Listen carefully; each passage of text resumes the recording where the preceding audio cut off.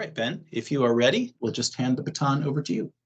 Welcome back, everybody. I'm still Ben Wake, and here I am prepared to answer any questions you might happen to throw my way. And I don't have, unfortunately, a comprehensive list of the questions that have already been asked and not already answered. I've had a lot of help from other people trying to answer questions in chat. So if I'm not getting to your question, please feel free to ask it again. And I'm going to be asking Brendan to help keep me honest and make sure that any questions get answered. If your question does not get answered during this session, we absolutely will get back to you as long as we don't lose track of your question. So just make sure that you've got it in the chat or you've already put it in the portal or something. And if I think I've answered it and you don't think I've answered it, again, please pipe back up. I thought I might start with the thing that I teased earlier. Rich had the perfectly reasonable and excellent question. Ben, you said, never, ever, ever do this thing. Why? I want to. And the thing in that case was use role name in a formula. And the answer is the short answer. I'm going to get into the longer, more complicated answer. But the short answer is whatever it is you're trying to do, it probably won't work. And that feels like almost good enough reason to me that I would want, whatever I'm trying to do to work the way I want it to. But in order to know exactly why, in your particular model, you thought it might be a good idea to do that, I would need to see your model. But I can tell you in general, at least one pattern that I've seen users use and why it doesn't work the way they expect. So the thing that happens is that some users say, I want the values in these cells to be different depending on who is looking at them. And so they say, great, so I'll use a formula that depends on the role name. If the role is this, then put these values in the cell. Otherwise, if it's this, then put these values in the cell. And they open it up in Modeler, and it seems to be more or less doing what they want. When they load it up as Modeler, they get the Modeler values in the cells. When they load it up as user, they get the user values in the cells, and then they put it on cloud. And it doesn't work on cloud. And the reason is because cloud is a multi-user environment. Cloud, the place where you probably most want to do different logic for different people, it just doesn't work like that. It can't work like that. And depending on your precise use case, you probably don't actually want it to work like that. A cell in Quantrix, one cell in one matrix, has one value at any given time. Maybe you run a calculation and it swaps in a different value, but at any given time, it has exactly one value. And so if you have a model open in the cloud and somebody else has the same model open in the cloud, they may see a different set of that data because they may have different filter. They may be looking at a different view. They may have moved their categories around and be looking at the same view, but in a different way. They have two different views of the same data, but they have the same data. And so if you write a formula that depends on what role is logged in, when calculation triggers, it goes, okay, I need to know who the current user is. Oh no, John and Mary are both logged into this model. Who is the user? It doesn't really mean anything. What triggered this calculation? How do I decide that this calculation that is currently happening is a Mary calculation or a John calculation? And so what we do is we say, you're on the web, you're doing a calculation. That role name is web user. Some web user triggered this calculation. And so that's why it doesn't work like that. But the answer to the slightly deeper question, why can't it work like that, is a little bit too messy and a little bit beyond the scope. But I do want to really talk about what you might do instead. What I often see users want to do when they are writing formulas that involve role names is what they want to do is sort of swap out what data the user is looking at based on what role is logged in. And if I wanted to do that, I would do something very similar to what I showed in my earlier presentation, where I would make a category that went across all of the users of the model. And that way, I would have a cell for every location for every user. Obviously, I wouldn't want to do this with every cell or entire model. And you may have a really specific use case where you really genuinely do want to swap in. The last user to log in was this, and therefore all of the data in the model corresponds to that user. And as soon as the new user logs in, we perform a new calculation and it changes out all the data in the model, and it would be too expensive to store the data for every user and just show the ones that we actually want for any given time. But in that case, you probably still want to do it differently. You probably still want to do something like have a script that triggers the calculation in a specific way. You know, say run a script that says, as this user, I would like to populate all the data in the cells. But if you can afford it, if the data is relatively small, if you can manage to have a separate set of data for every user, then you can use role name in the filter to only show the logged in user the data that's pertinent to them, just like I showed in the presentation. Hopefully that did a good enough job of answering that particular question, although I am, of course, open to follow-up questions on that. And I'm always interested to see users' models. And if you have a particular thing that you are trying to do that involves roles that is fancy, you know, especially if you showed it to somebody else and they were like, gosh, I had no idea how to do that, I'd be really interested to see it, because either, you know, whenever I see a really complicated user question, either I can help the user right away, or maybe it helps inspire me for future features for Quantrix. So thank you very much for that question. Thanks for giving me the chance to talk about that. I'm gonna ask Brendan to help me curate. Brendan, you want to throw me another question here? Yes. Yeah, we just got one in the chat here. So this is from Armando. Hello, Ben. We have tools to audit formulas, but it would be great to have a list of all formulas of all matrices in a report to export it. I think it would help to understand how the model is built in terms of relationships of formulas in the whole model. What do you think about that?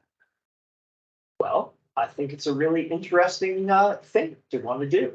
I don't know how universal it is. And understand that when I talk about universality here, that's not an important thing to a given user, but it may be an important thing when it comes to how we design the application as a whole. So if it turns out that there are lots and lots of users who want to do a particular thing, then that's a really interesting thing. And we should see if we can design a really clever way to build it into the application. If it's a little bit specific to a single user, and again, I don't know for this particular thing, then we may be steering more towards custom solutions. And so in this particular case, what I might do would be to use scripting. And it is completely possible within a script to generate a list of all of the formulas and the text of all of the formulas in the entire model. What you do with it then from the script is a totally different question. The easy thing to do would be to take that text, spit it into a bunch of cells in a single matrix, maybe a matrix that is even, you know, parameterized by the matrices in your model. Maybe those are the items along one category, and then within those, you know, you have lists of formulas, and you could use the script to build said matrix for you. And then you could use word wrap to make sure that all of those formulas are visible, and then you could print it out. And so that might be one solution for this particular problem. Another thing, Ben, so we had a few questions that people asked on our registration page beforehand. One of them was from Rich, and it was, can we expect the select multiple function to be released? And it looks like that was also added in chat as well. So I think I know what you mean, Rich, but I may need a clarification. So when you say select multiple, are you talking about an easier way to say, I have one value list and multiple key lists, each of which key lists I have a thing or multiple things that I want to select from that key list? Or are you just saying, I have one value list, I have one key list, and I want to select multiple values from the key list and get the corresponding values out of the value list, or some other thing that I am not understanding?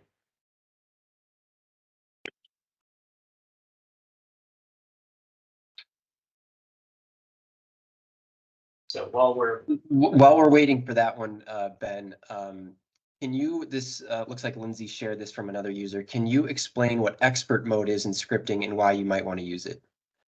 Absolutely. So I happened to see this question and it had a little bit more detail in it. And basically the user asked the question, had it pretty much exactly right already. So the way expert mode works is it's designed to show you the entire body of the script. The script has a perform method and it has an enablement method. And I'm going to get back to the enablement method because the user asked specifically about that. But we wanted to strip away and hide everything that a user who is maybe not as comfortable with programming didn't want to have to know about. In a lot of cases, your script is really straightforward. Do this thing, do this thing, do this thing, done. In which case, all you need is a box to type. I want to do this thing, and then I want to do this thing, and then I want to do this thing, and then I'm done. But maybe you're a programmer. Maybe you want to write your own methods. Maybe you want to write your own classes. Maybe you want to do something a little fancier. You want to be able to reuse code within this method. You want to be able to just build a more cohesive programming experience. And so expert mode takes off the guardrails, the guardrails, and says, here, you can fill in the bodies of these methods, and you can also add other code around the methods that does whatever it is you want to do. And my general recommendation is, if you are a programmer, if you feel comfortable with the concept of method, the concept of classes, just turn on expert mode and leave it on. It's already, it just is, it offers everything that basic mode does and a little bit more, and you never need to worry about basic mode at all. The user I know also asked, what is enablement for? Or more specifically, what does the isEnabled method do? So a lot of scripts do something really straightforward. Go update the fourth quarter financials matrix. Go switch to the following perspective. Go locate this matrix and tell me what values are in this place. Those don't need an enable. They're always available. You can always do them. And so you don't need to worry about that. However, some scripts, and a great example is one of the ones that I showed in my presentation where I was sort of scrolling through time, are dependent on context. So maybe you have a script. Here's a dumb example. Take the cell that is currently selected by the user and turn its text red. I don't know why you'd want to do that because you have it in the toolbar, but maybe you want to do something more complicated. Maybe you have a specific format that you want to calculate based on the value in that cell, and you want to apply it there, and you want to just sort of like stamp it out. And you have various scripts that do various things. Well, great. So you write the script, and it does that. You're feeling good about it, and then you hand your model off to a user, and the user clicks in a chart, and they run the script. And the script says, well, go check what the value in the cell is. And then it throws an exception. It says, there is no value. The user clicked in a chart, not on a cell. And so the script fails. And that's what the enablement condition for it is for. The enablement condition says, under what circumstances is it appropriate to run this script? So like the scrolling through time one, it is appropriate to run the script if the user has selected a view that has time categories on the filter tray. If you don't have time categories named month, end, or year on your filter tray, in the currently selected view, then it doesn't make any sense to try and scroll through them. So disable this action. And so there are a lot of these really specific scripts and that operate on the current selection. We have a lot of capabilities built into scripting to get what cell am I clicked on, what item am I clicked on, what view am I clicked on, what is the selection, so that the script can operate on that particularly. And then the enablement condition will often say, is the selection of the right type and does it meet the right criteria? So I think that's everything I had to say about that. Perfect. Is a follow-up here. Is it possible to run a subscript using expert mode? That's from Gilbert.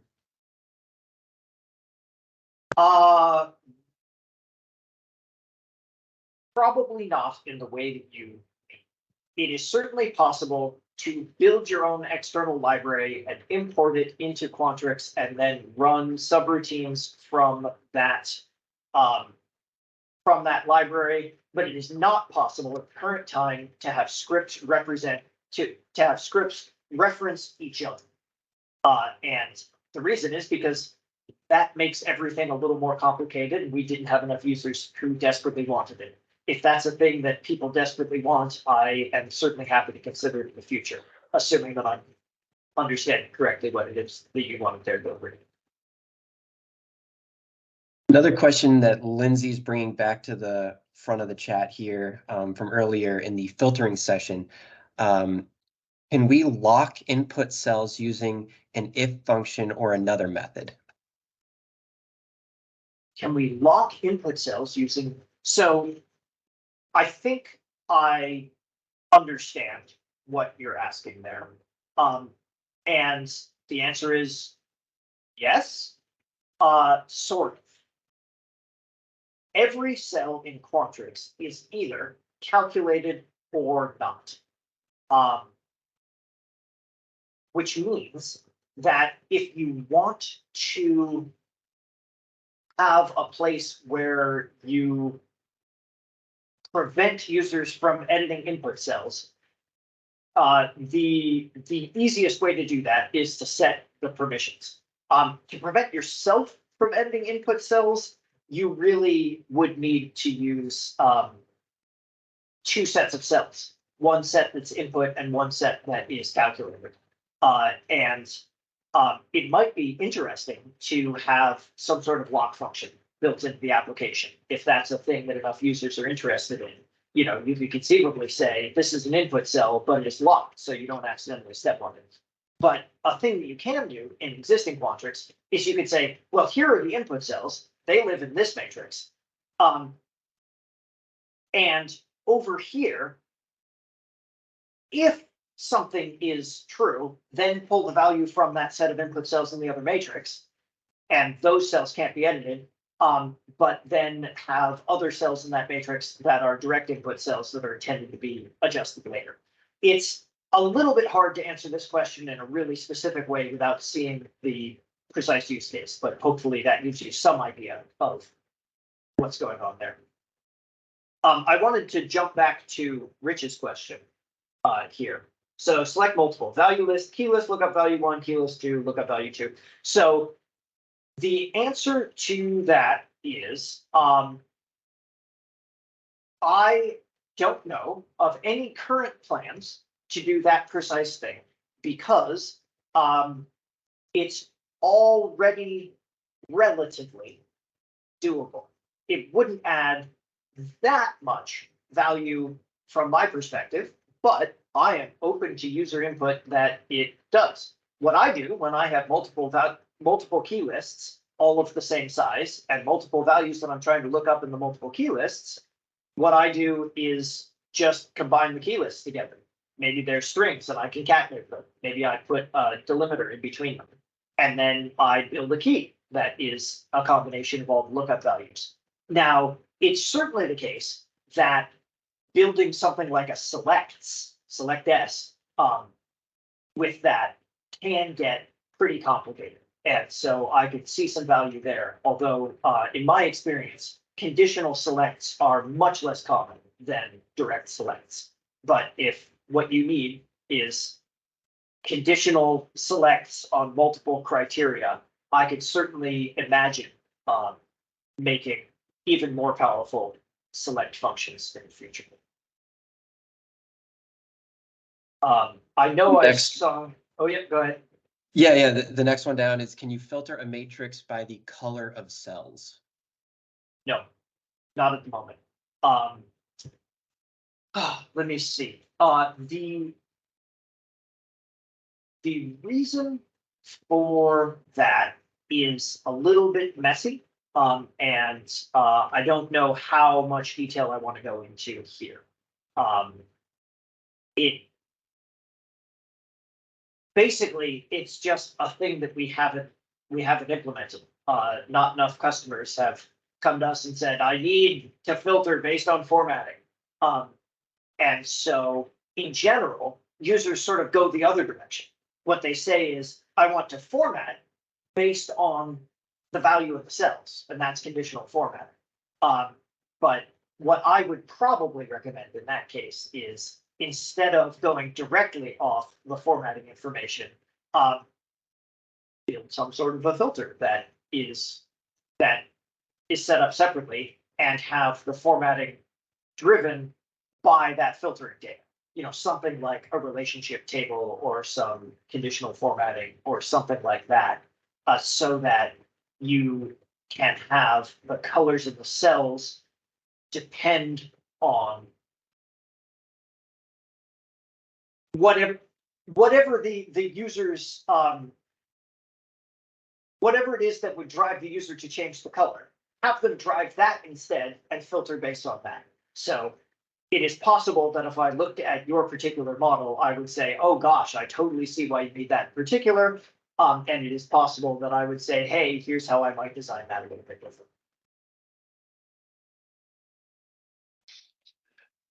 Great. The chat's still open, so feel free to leave any questions. I did want to take a second to mention that one of the questions that we had that came in prior to the event was about AI.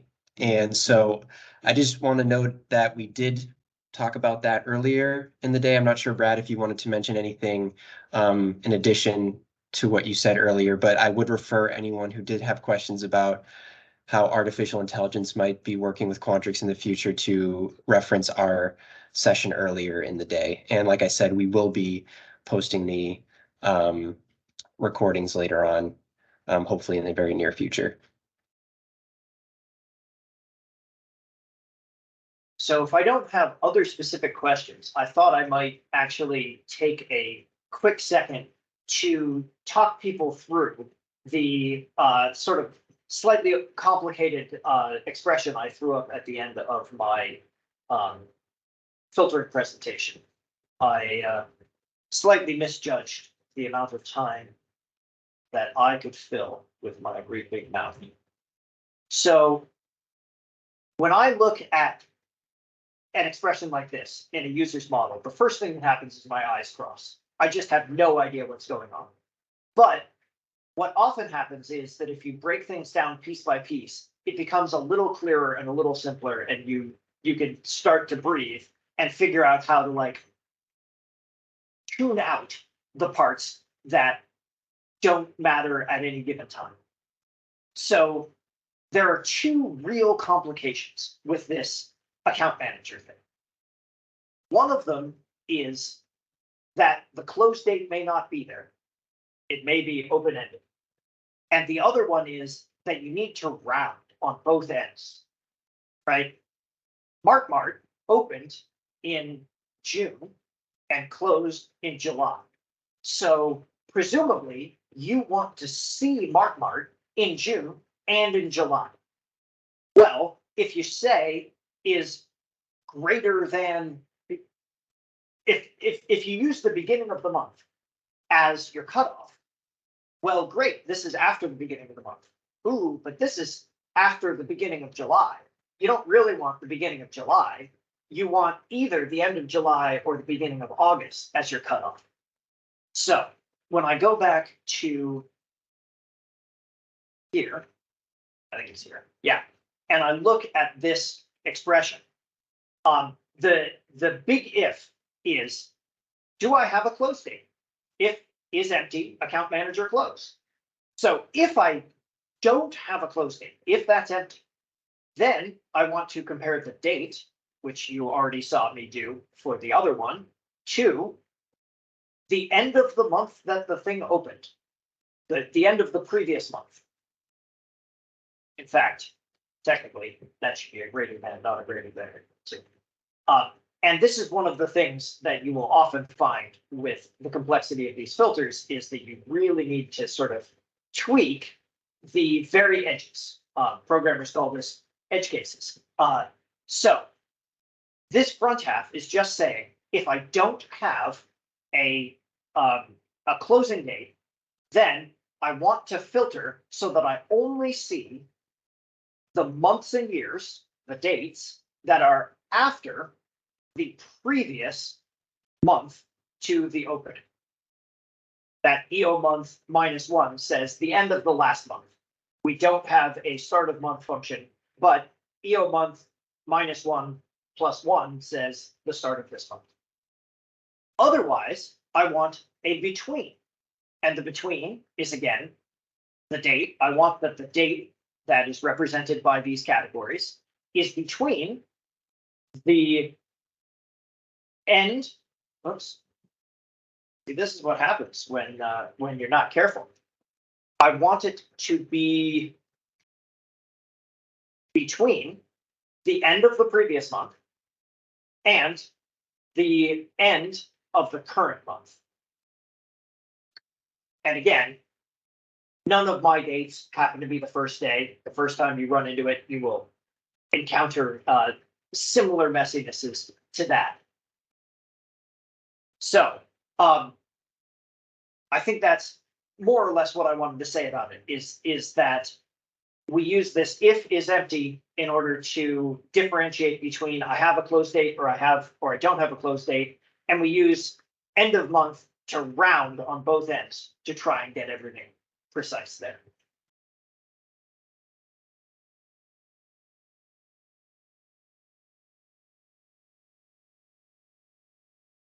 All right, so if anybody else has any other specific questions, they should certainly feel free to throw them in the chat. Aside from that, I may be more or less done with this.